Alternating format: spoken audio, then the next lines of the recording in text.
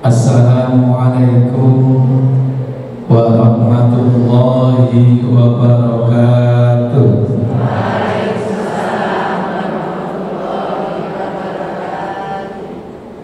Innal hamdalillah nahmaduhu wa nasta'inuhu wa nastaghfiruh wa na'udzu billahi min shururi anfusina wa min sayyiati a'malina. May yahdihillahu fala mudilla lahu wa may yudlilhu fala hadiya lahu. Allahumma shalli ala Muhammad wa ala alihi wa sahbihi wa man tabi'ahum bi ihsanin ila yaumil qiyamah. Ibu-ibu yang kami hormati, saya mohon maaf hadir terlambat. Tahu saya itu setengah 9 dimulai tadarus sampai jam 9. Ternyata tadarusnya dari jam 8. Sehingga ini ngaji kita terlambat sekitar 16 menit. Tapi jangan khawatir, mulainya boleh terlambat, selesainya harus tepat. Itu jangan khawatir, karena sesuai judulnya, sakit, musibah atau anugerah. Nah, ngaji itu kelamaan nanti ngaji musibah atau anugerah. Jadi jangan sampai karena ngajinya kelamaan, tidak biasa duduk tanpa sandaran, terus pulang ngaji malah harus pijit. Kira-kira menurut ibu-ibu, ngaji enak pakai sandaran atau tidak? Ini ilmunya di dunia kesehatan namanya ilmu ergonomis. Jadi bagaimana aktivitas fisik terlebih yang dilakukan sehari-hari tidak menimbulkan masalah serius. Contoh ilmu ergonomis, kalau beli kompor tidak sembarangan kompor, ketinggiannya diukur dengan fisik kita masing-masing. Jadi kalau kompornya terlalu tinggi, ngaduknya jadi gini terus. Tapi kalau kompornya terlalu rendah, ngaduknya semuanya bisa munculkan problem kesehatan. Yang cocok kompor itu yang pas harganya.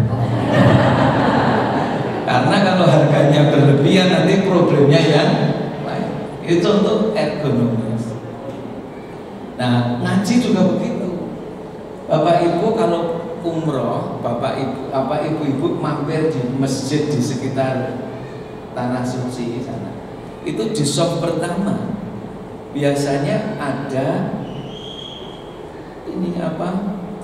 sandaran memanjang gitu. Sehingga kalau nunggu sholat Jumat, jamaah tadarus di situ sambil duduknya santai. Nah, kalau kita berada di toko sekitar Masjidil Haram juga menemukan sajadah yang bisa dilipat sekaligus dipakai untuk. Nah, kalau ngaji ke Al-Hijrah bawah itu apa dilarang? Tapi kalau kita masih muda, insya Allah tidak sandaran. Masih banyak yang muda nih.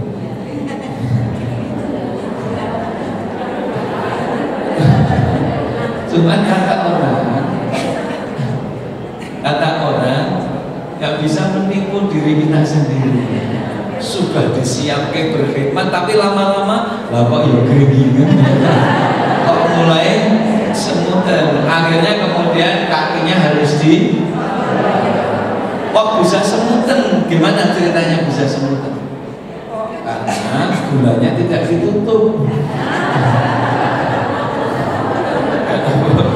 Karena gulanya tidak ditutup, jadi kalau ditutup insya Allah tidak ada semutnya.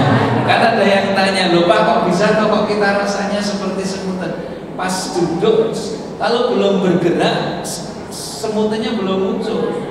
Tapi ketika sudah bergeser sedikit semutannya muncul ya karena dalam kurun waktu tertentu. Sederhananya begini, kira-kira jalur sarafnya itu tertekan, terjepres, terus begitu bergeser terbuka sehingga muncul impuls rangsangan yang banyak sekali, sehingga kemudian sensasinya jadi yang tadinya Nah, saya tidak ngerti kenapa kok judulnya sangat berat. Sakit, musibah atau anugerah. Jangan-jangan karena Alidra banyak yang sakit sehingga sedang mencari ini anugerah atau berapa yang sakit? Kata penyanyi itu lebih baik sakit gigi daripada betul. Kalau saya lebih baik tidak sakit daripada sakit. Ada yang protes kalau itu. Dulu kita sudah ngaji apa sakit, apa sehat. Sehat bukan sekedar lawan kata sakit. Sehat dimensinya bukan hanya fisik, tapi ada fisik, ada mental, ada spiritual, dan ada peran sosial. Itu baru dikatakan sehat. Nah, ketika sesuatu itu datangnya rutin, itu memang kadang kita sering melupakan bahwa itu sebetulnya sesuatu yang istimewa. Saking rutinnya jadi dianggap biasa, tidak dianggap sesuatu yang istimewa. Nah, termasuk kita ketika sehat terus, itu kadang lupa bahwa sehat itu anugerah yang tidak ternilai. Tapi begitu sakit, ada ibu-ibu yang kemarin di musim pandemi sempat mengalami isolasi mandiri. Gimana perasaan pas isolasi? Gimana? Sedih? Atau alhamdulillah akhirnya saya positif itu? Sudah, kalau yang dari kantor biasanya dikirim sekian banyak bantuan untuk menjaga agar saudara yang sedang sakit termasuk kita itu terselamatkan. Apalagi waktu gelombang pertama, terus yang paling berat itu ketika Delta. Ketika gelombang pertama kasusnya masih awal, obat belum ditemukan, alat diagnostik masih sedikit, kasusnya masih menjadi pertanyaan pada para ahli, dan angka kematiannya termasuk. Pas Delta itu lebih berat lagi, karena beberapa rumah sakit bahkan kehabisan oksigen. Dan kalau musim itu ya semua teringat. Ada teman dosen masih WA-an, dia sudah start dipakai istirahat. Keluarganya suruh ngirim buku. Tapi tidak lama kemudian direktur rumah sakitnya sudah ngabarin di grup masuk isolasi dan tidak lama dipanggil. Maka wajar ketika kita sakit itu, waktu itu yang terbayangkan gimana kalau terpuruk, kita gagal nafas. Akhirnya pas saat itu merasakan hidup itu begitu. Tapi lebih dari itu, pas isolasi itu kan bahkan serumah nggak boleh ketemu anak. Betul kan Bu? Mau ketemu anak takut anaknya terus pokoknya serba heroik. Jadi merasakan bebas itu ternyata. Tapi kalau saya merasakan ketika isolasi itu yang paling istimewa itu ketika dikirim makanan melalui ojek online sama orang lain. Oh, itu akhirnya apa? Itu merasakan ya Allah indahnya persahabatan itu. Jadi pas kita sedang seperti ini, tiba-tiba dikirim makanan yang belum tentu kita suka. Tapi yang kita nilai bukan makanannya, tapi indahnya. Jadi akhirnya ketika kita isolasi itu, menemukan lagi sisi-sisi kehidupan yang positif yang kita lupakan. Terus akhirnya banyak yang kemudian muncul proposal kehidupan kedua. Ya Allah, akan saya baktikan sisa waktuku untuk kebaikan. Akan saya cintai lagi keluargaku. Semuanya. Ya kenapa? Awalnya itu sakit, tetapi ternyata itu proses yang diberikan Allah agar kita kembali ke jalurnya. Kalau disuruh milih, kembali ke jalan yang benar dengan yang tidak enak atau yang enak? Kalau disuruh milih loh, ya. Tapi pertanyaan kita, banyak yang lulus melalui jalan yang enak atau yang tidak enak? Mari kita teliti, kecelakaan itu banyak di jalan yang mulus atau jalan yang berujar? Setuju ya bro? Kalau jalannya gerunjal itu drivernya malah komando sama anak-anak pegangan ya, jalannya agak. Tapi begitu jalan mulus, sering begitu. Itulah kehidupan. Nah, tetapi itu semua menjadi musibah atau menjadi anugerah tergantung kita mempersepsi cara pandang, cara penerimaan terhadap seluruh peristiwa. Apa itu?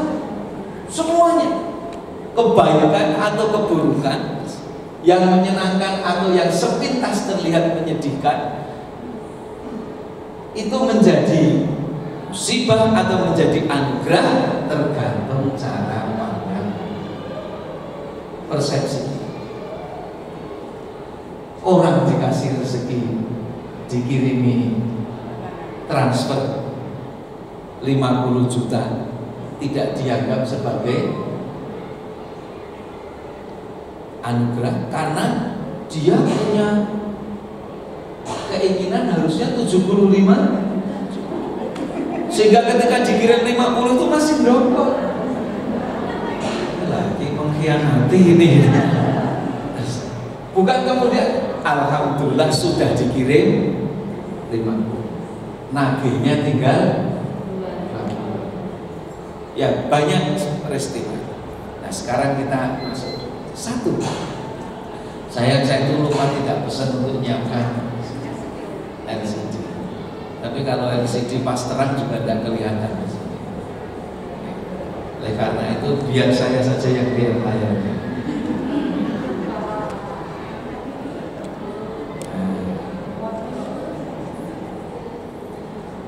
Dulu ketika kita materi tentang bagaimana kita memiliki kiat-kiat untuk sehat, kita sampaikan salah satu hadis Nabi ini.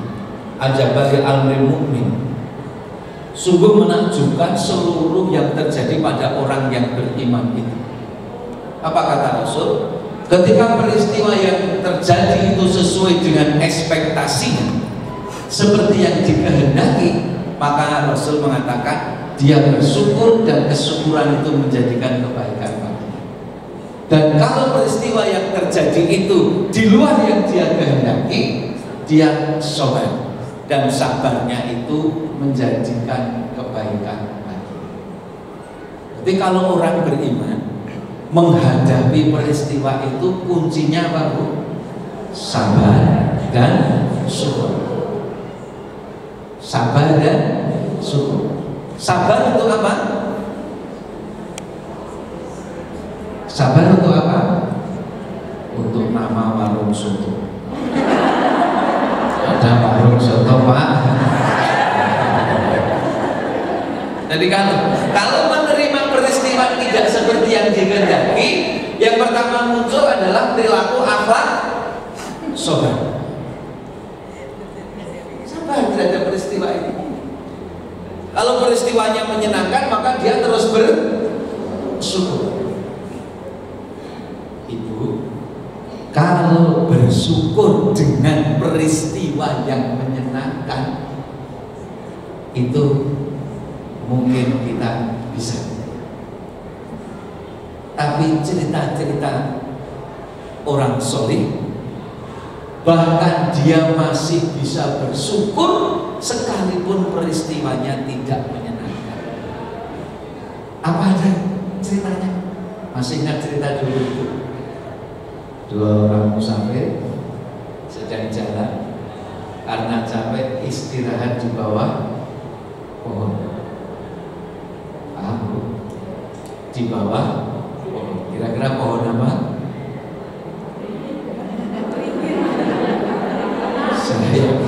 Karena kalau anak muda beristirahat di bawah pohon ceklupan enggak mungkin. Di bawah, sedang enak-enaknya istirahat, mau mulai tidur.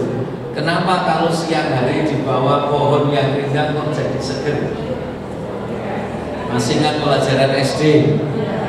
Karena tumbuhan bernapasnya dengan mengeluarkan oksigen, sehingga di situ oksigennya sangat ya, sehingga kita di situ jadi lebih.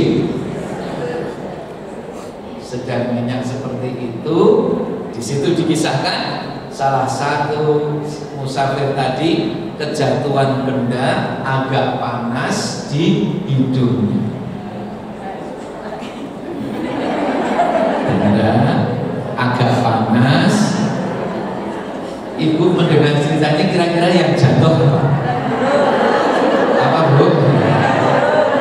Kira-kira kalau diilustrasikan, begitu kejatuhan benda panas, yang dilakukan umumnya orang apa? Umumnya orang apa? Pegang dulu, tes teksturnya gitu. Kalau yang sudah percaya ya sudah. Tapi konon ada yang masih belum percaya. Sudah tes tekstur masih tes bau. Aduh. Oh, habis itu dia lihat atas. Oh, ada problem. Sampailah pada kesimpulan bahwa yang jatuh adalah kotoran. Temennya yang di sampingnya itu melihat, tuh kasihan temenku ini. Oh, mau tidur kejatuhan kotoran. Tapi yang keluar dari orang soleh ini, begitu lihat yakin yang jatuh adalah kotoran buruk, dia bilang alhamdulillah. Maka wajar temennya tanya, baru. Nek musibah itu tuntunan Nabi ngucapke inna lillahi wa inna ilaihi raji'un.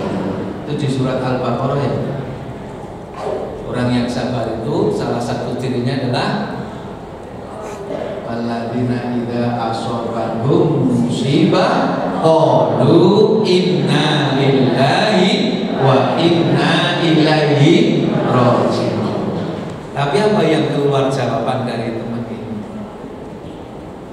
Kok nggak mengucapkan innalillah? Karena saya bersyukur. Bener nih saya kejatuhan kotoran. Saya bersyukur yang jatuh di hidung saya kotoran burung. Coba kalau yang jatuh kotoran onta. Jadi orang soleh ini mendapatkan musibah yang kecil, dia bersyukur karena dilepaskan dari musibah yang besar.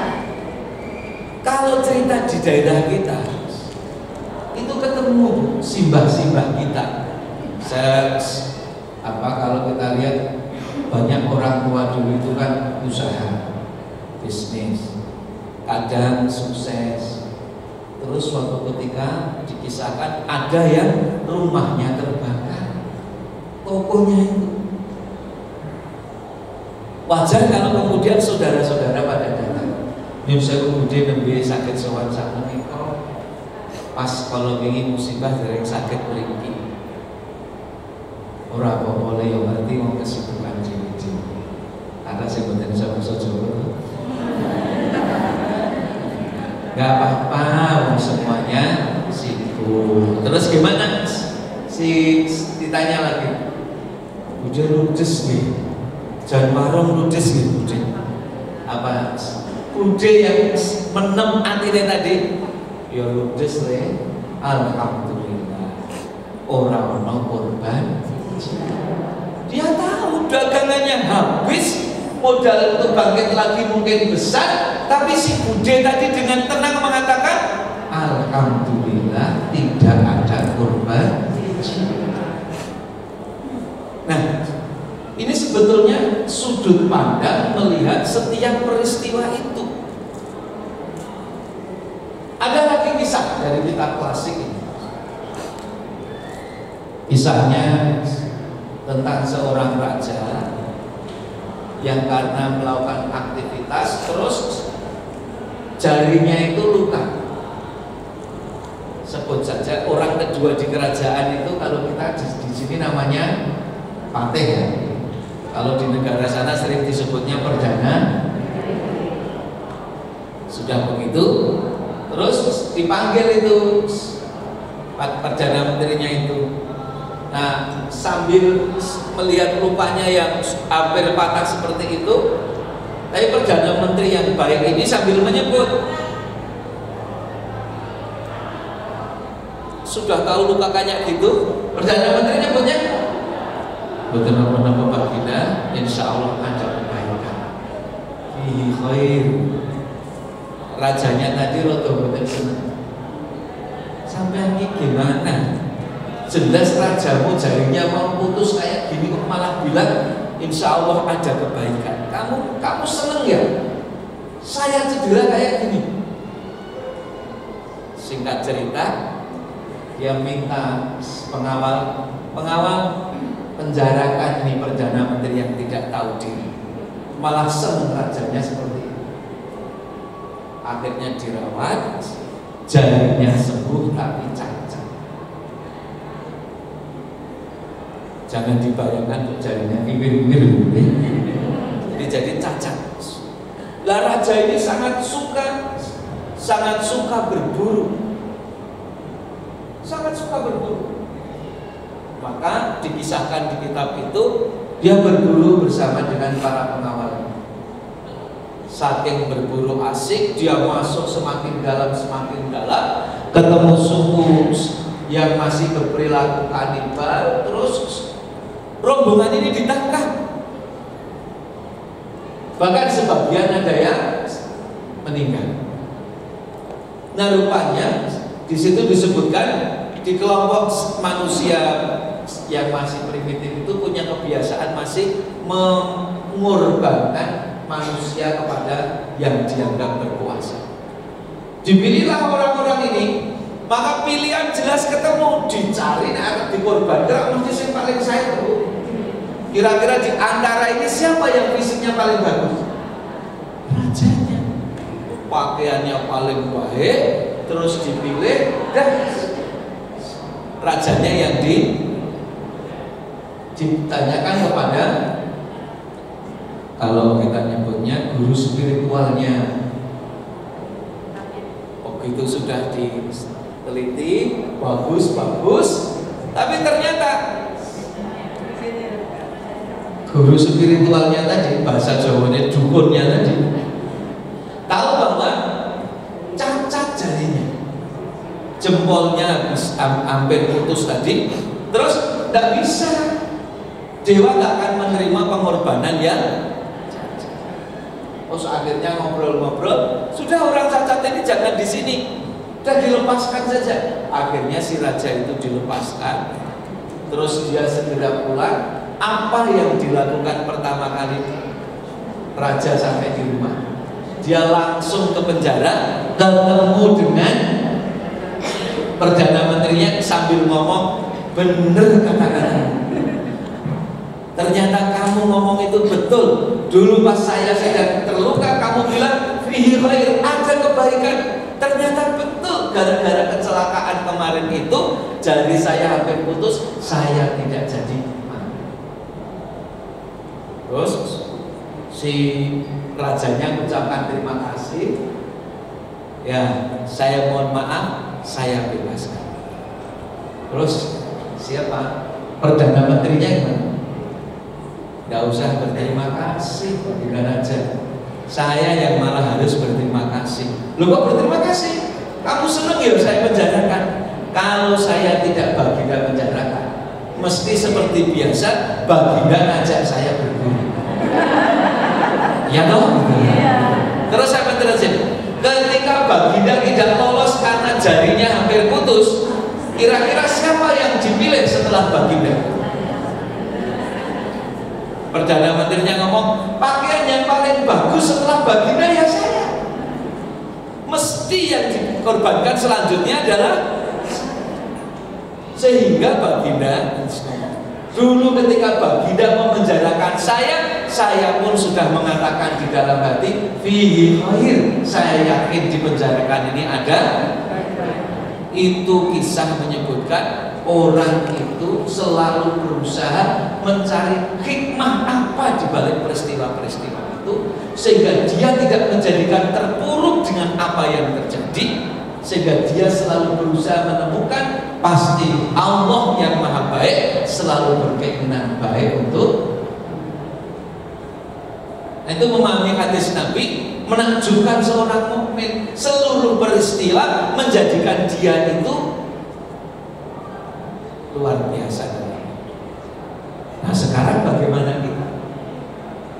Kalau orang itu ada peristiwa baik dia syukur, ada peristiwa yang tidak seperti dikehendaki dia sabar, terus menjalani seluruhnya itu dengan ikhlas karena itu sudah keputusan Allah. Maka tidak ada sebetulnya bagi kita itu musibah, karena semua dijalani dengan Ibu pernah punya cucu? Pernah cucunya umur 2 bulan? Atau cucunya langsung 20 tahun? 2 bulan, 3 bulan, senyumnya sudah mulai. Kalau sekarang tidak masalah, mesti gendong bayi itu pakai pampers. Sebetulnya pampers itu kan merek. Bahasanya apa harusnya? Diampes. Karena dulu yang merek terkenal itu ya pampers, terus orang nyebut semuanya. Beli pampers, mereknya apa? Kembali kepada biasa. Bagi seorang nenek, seorang kakek, walaupun habis ganti baju, cucunya ngompol di pangkuan, pernah terus marah dilempar? Pernah dilempar? Pernah Bu? Kira-kira ngomongnya apa? Ini loh cucuku, ini loh. Apa tahu bajunya nenek belum bersih ya, kok disuruh nyuci lagi. Hanya gitu. Bahkan mau pergi ke kantor pun, aduh, ternyata saya harus ganti baterai ini. Tak marah. Kakek yang giginya sakit sedang menimang cucunya dengan penuh semangat. Loh kok kakinya, kaki cucu berat, nampar kena pipi. Bayangkan sedang bengkak giginya, ditampar kaki cucu 4 bulan, kira-kira sakit apa tidak? Sakit. Yakin sakit, kalau bilang nggak sakit saya kok. Tapi gimana? Kakek tadi terus balas. Apa komentar kakek dalam sakitnya? Cucuku tendangannya kayak Ronaldo. Dia malah mau jadi pemain bola. Kok bisa seperti itu? Dikirim ompol, dikirim kotoran, ditendang sakit. Kenapa kita tidak marah sama cucu kita? Saya tidak pakai bahasa bapak ibu, karena katanya yang lebih mencintai kakek dan neneknya daripada bapak ibu. Betul ya? Sehingga cintanya itu sering menjerumuskan. Bapak ibunya sudah hati-hati nggak ngasih permen biar giginya nggak rusak. Neneknya belikan es krim sambil ngomong, nih dulu nenekmu nggak bisa memberikan mamamu, sekarang yang tak berikan kamu ya. Akhirnya setelah pulang dari rumah kakeknya, ibu mamanya stres itu. Ini kok giginya jadi bolong-bolong gini. Kembali kepada tadi. Kenapa begitu? Kenapa apapun yang diberikan cucu kita tidak menjadikan kita sakit? Karena kakek nenek sangat mencintai cucunya. Apapun yang diberikan cucunya diterima dengan sukacita. Begitu juga orang iman. Kunci iman itu kalau mencintai Allah sudah di atas segalanya. Sehingga apapun yang diberikan Allah tidak akan menjadikan sakit. Karena yakin seluruh ini sudah diatur oleh Allah. Sehingga bagi orang iman, peristiwa apapun akan diterima dengan hati yang ikhlas. Nah kalau sudah seperti itu Bu, tidak ada lagi pertanyaan sakit itu musibah atau sakit itu ya sakit. Lah menjadi musibah atau tidak cara.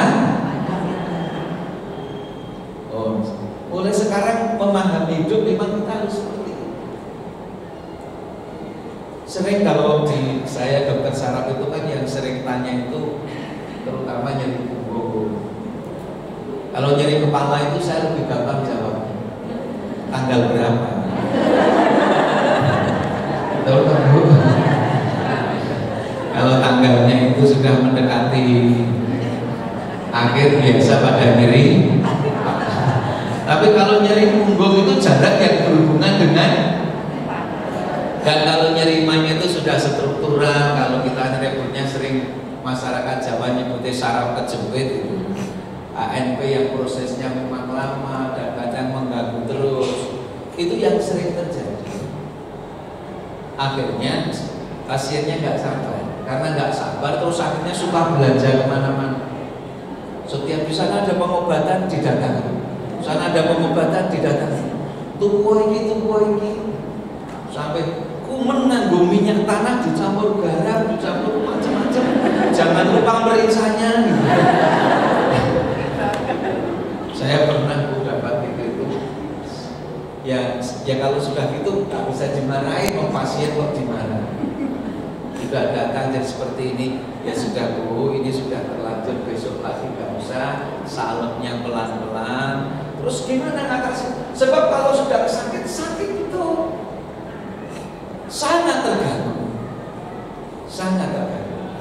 Nah, untuk kondisi kronis yang menetap seperti ini, kadang memang cara menyadarkannya. Di samping tetap kita sarankan minum obat, tolong berenang. Kalau Bapak Ibu yang punya sakit nyeri pinggang itu, renang termasuk fisioterapi yang paling sederhana dan baik. Berenang di kolam renang, bukan berenang di kehidupan. Di kolam renang. Nah, alhamdulillah sekarang banyak kolam renang khusus muslimah. Kalaupun tidak khusus muslimah, hari-hari tertentu dibatasi hanya untuk pengunjung. Beberapa pasien menjadi baik. Nah, ketika seperti ini agak berat, sehingga kadang perlu diceritakan dengan kisah-kisah yang membangkitkan agar kita bisa menerima. Saya ulang lagi kisah. Kalau seperti ini, Ibu pernah katakanlah Ibu makan di sebuah restoran yang bagus. Di restoran yang bagus, biasanya kalau restoran bagus itu malah tenang, nggak ada pentas musik. Restoran kelas bagus biasanya tenang, nggak ada pentas musik, terus sambil bisa ngobrol. Pas sedang seperti itu, tidak lama kemudian masuk seorang kakek mengajak dua cucunya yang balita. Nah, yang cucunya yang balita tadi begitu masuk. Dan begitu masuk, suasana yang tadinya tenang itu jadi gaduh karena anak itu rebutan mainan. Sudah suaranya semakin keras, bahkan anak itu lari-lari. Kan namanya anak-anak lari-lari nabrak kursi yang ada di situ sehingga ada pengunjung yang terus terganggu. Nah, semakin gaduh, akhirnya mohon maaf, seorang ibu mendekati kakek tadi. Dengan sopan dia bilang, mohon maaf kakek, itu cucunya ya? Iya bu, maafkan cucu saya ya bu, rame. Ya tidak cukup maaf ya. Ini kami sudah terganggu. Mohon maaf, ini kami bawa tamu penting di sini. Tolong dong diingatkan, masa harus saya ya ingatkan. Terus sudah gitu kakeknya masih diem saja. Dibiarkan anak itu masih dengan cerianya ketawa lari sana lari sini. Akhirnya ibu itu tidak sabar. Ayo dong kek, sudah agak marah. Diingatkan kalau nggak nanti saya loh. Jebludak, rupanya ada kursi yang salah. Tuh kayak seperti itu. Apa jawaban kakek? Iya bu, maafkan cucu saya. Tapi saya nggak berani mengingatkan. Loh kok nggak berani? Mana kakek kok lemah? Apa jawabnya si kakek itu? Maaf ibu, saya kesini dalam rangka menghibur cucu saya. Terus, memang kenapa? Masya Allah, maaf ibu, di rumah saya belum melihat keceriaan cucu saya itu. Baru masuk sini tadi kelihatan senang. Dia sedikit terbata ngomong, cucu saya ini baru 7 hari yang lalu ditinggal mati bapak ibunya kecelakaan. Saya ajak ke sini biar terhibur. Kalau ibu jadi ibu yang marah-marah masih terusin marah-marah.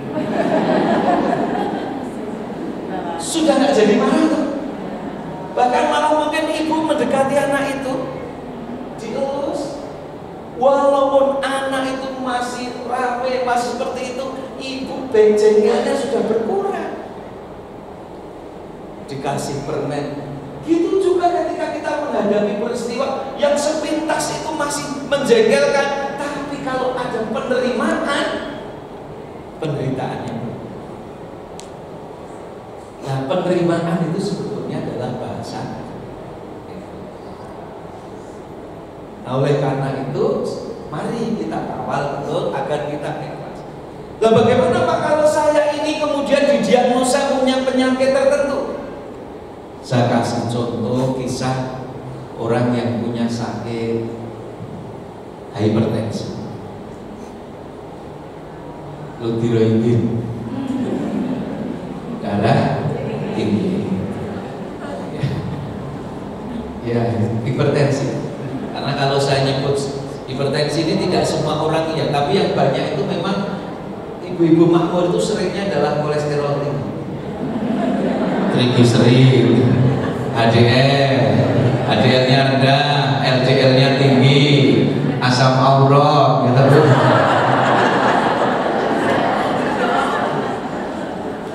Kami belum lama ini melakukan general check up kantor itu. Hampir semuanya, hanya satu yang tidak punya problem gangguan kolesterol. Yang lain itu tanda kemakmuran semua. Nah, kalau orang yang kolesterol kan kemudian nasihatnya jaga makanan. Terus ini, kadang pasien itu masih tanya, terus saya masih boleh makan sate enggak dok? Tongseng? Akhirnya kan tanyanya detail lagi. Jadi saya boleh makan tongseng seminggu sekali ya dok? Bakmi seminggu sekali? Apa lagi? Tengkleng seminggu sekali? Terus apa lagi? Terus pokoknya dia minta semua seminggu sekali. Ya kalau sudah seminggu dia minta sekali, kita tinggal jawab tidak boleh Pak. Loh kok nggak boleh dok? Gajinya bapak nggak cukup. Berarti kan setiap hari jajan terus itu. Kembali kepada tadi, ini yang hipertensi. Hipertensi itu definisinya banyak karena sekarang ada prehipertensi. Tapi yang pasti usahakan tensi kita jangan lebih dari 90 tekanan bawah, 140 tekanan atas. Umur berapapun usahakan tidak lebih itu. Oke? Jadi kalau Pak, dok gimana kalau tensi saya 130 per 70 Pak? 120 per 80 bagus. Tapi kalau tensi ibu 90 per 50 bisa pingsan. Nggak kuat jalan, nggak bisa karena mengalami hipo. Nah, pasien yang didiagnosa hipertensi di usia yang relatif muda itu, dia terus menganggap serius karena dia membaca hipertensi disebut sebagai silent killer, pembunuh yang tersembunyi. Kenapa? Karena hipertensi kalau ke jantung bisa mengakibatkan problem jantung, ke otak jadi stroke. Terus dia banyak, maka dia jadi serius. Gimana ya? Nah, tetapi cara pandang dia yang baik, dia ketemu hipertensi itu bisa diobati salah satunya dengan pola hidup. Dia mulai ngatur cara makannya, mencari makanan yang lebih sehat. Terus gaya hidupnya apa lagi? Hipertensi itu jelas ternyata tidak boleh diperburuk dengan kebiasaan marah. Ada yang suka marah? Ada kok yang suka marah? Saya kalau pas sadar nggak marah. Tapi kalau pas enggak sadar, maka Nabi pesan betul, la taghdab balakal jannah. Orang yang tidak mudah marah itu pahalanya surga. Nah terus betul nomor 1 Bu, dia menemukan gara-gara dia didiagnosa hipertensi, maka dia berubah cara hidupnya. Yang tadinya mudah marah jadi bisa mengendalikan emosi. Ingat saya ini hipertensi. Yang tadinya makanan sembarangan sehingga akhirnya harus ganti baju terus karena lingkar perutnya terus bertambah. Saya tanya sama ibu, lebih mudah menaikkan berat badan atau menurunkan?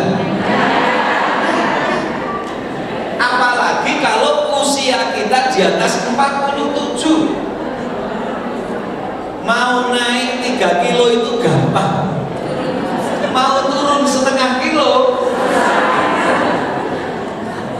Tapi saya sebut mbak yang di atas 40 lebih sedikit ini terus berubah drastis. Di situ Bu, dia masih ada ini, awalnya ingin mengontrol agar tensinya normal, dikendalikan, makan, gaya hidup, sudah ketemu. Baru sampai ke tahap itu, dia itu sudah merasakan hipertensi bukan penderitaan.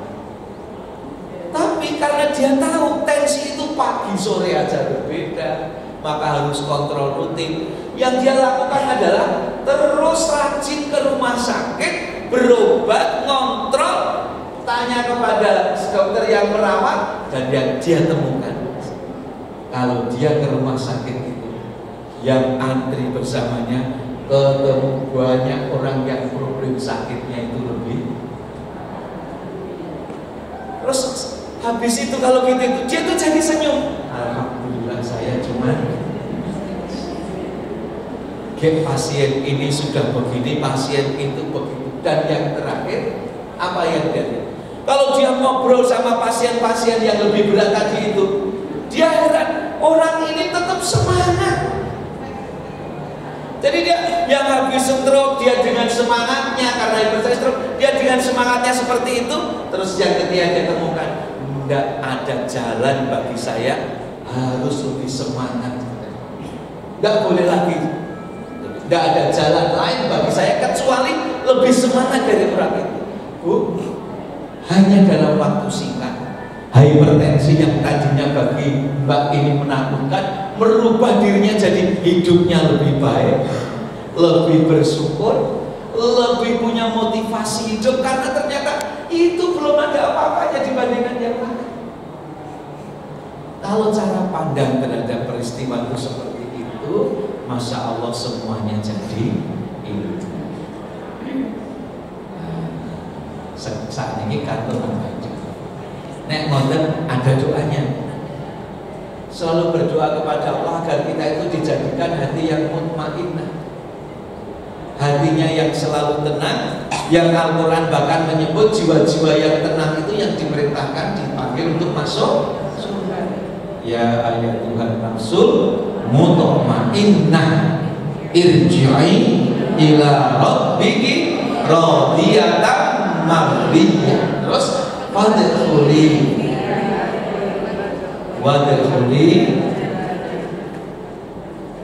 masuklah kamu ke dalam kelompok-kelompok hambaku yang diridhoi tentunya, dan masuklah kamu kepada nek ngoten berjiwa tenang niku nggih mboten kemrungsungan. Ada yang kemrungsungan di sini? Beli online terlambat sehari wis gitu. Betul ya? Apalagi kemurungsungan jahit bajunya tanggal 7 jadi, tanggal 8 belum jadi.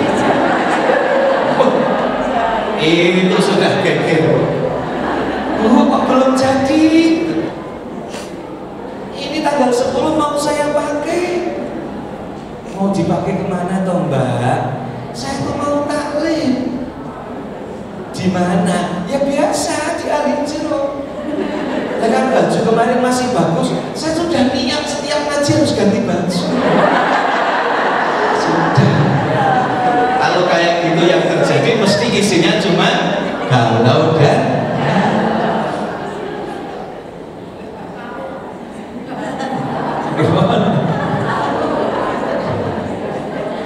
namun di rumah kayak cerita ini.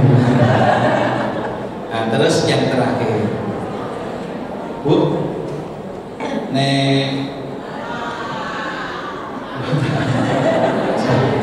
Kalau orang Jawa nyebutnya apa? Orang yang sabar, yang tidak pernah marah, yang pokoknya peristiwa dihadapi dengan baik. Ini tengah ini atine diarani jebar segur. Paham? Orang itu nyebutnya lapangkan, bukan lapangkan badan, tapi lapangkan. Jadi berlapang dada, lapangkan hati. Itu kan masih ingat, kalau hati kita sempit, mesti cobaan sekecil apapun jadinya. Pernah ingat cerita itu? Ketika ada orang punya masalah kecil, tanya kepada ustadznya, ustadz tahu ini masalah itu sederhana. Maka akhirnya ustadznya tadi, ayo sini nak, disediakan gelas isi air putih. Terus anak itu ambil 1 sendok yang penuh, masukkan ke dalam gelas ini, kamu aduk. 1 sendok makan, dimasukkan segelas air putih, diaduk. Terus anak tadi tolong diminum. Kira-kira garam dimasukkan segelas air putih, diaduk, diminum, rasanya gimana? Asin atau asin atau asin binging? Kalau asinnya banget jadinya apa? Pahit. Asin banget tuh jadi asin campur. Terus anak tadi ngomong, wah mboten saged teruske kula Ustaz, wah asin banget iki, pahit-pahit. Terus akhirnya dia kasih baskom. Kamu ambil lagi, diaduk. Baskom isinya bisa 20 gelas. Terus kamu ambil. Ketika diminum, kira-kira masih asin banget atau tidak? Masih asin kan? Masih. Tapi gimana mas? Oh masih bisa diminum. Kasihlah baskom yang lebih besar. Ambil bahkan 2 sendok. Warna airnya lebih banyak, kamu aduk lagi. Terus disuruh minum. Saat ini anak itu minum bahkan tidak merasa. Terus gurunya tinggal bilang, kalau gelas baskom yang gede ini adalah perwakilan dari hati kita. Garam itu adalah peristiwa kehidupan. Kalau hatimu luas, nah, seberapa banyak peristiwa yang terjadi tetap terasa. Maka mari kita lapangkan dada, lapangkan hati, bukan lapangkan badan. Kembali kepada tadi, itu kita bisa menjadikan seluruh peristiwa, bahkan orang lain melihat itu seperti musibah, tapi kita bisa menangkap bahwa itu adalah anugerah. Terus kalau besok dijadikan sakit, ya nggak usah protes sama Allah. Ya Allah, kenapa Engkau yang jadikan aku sakit, bukan orang lain? Malah tuh pakai mobil.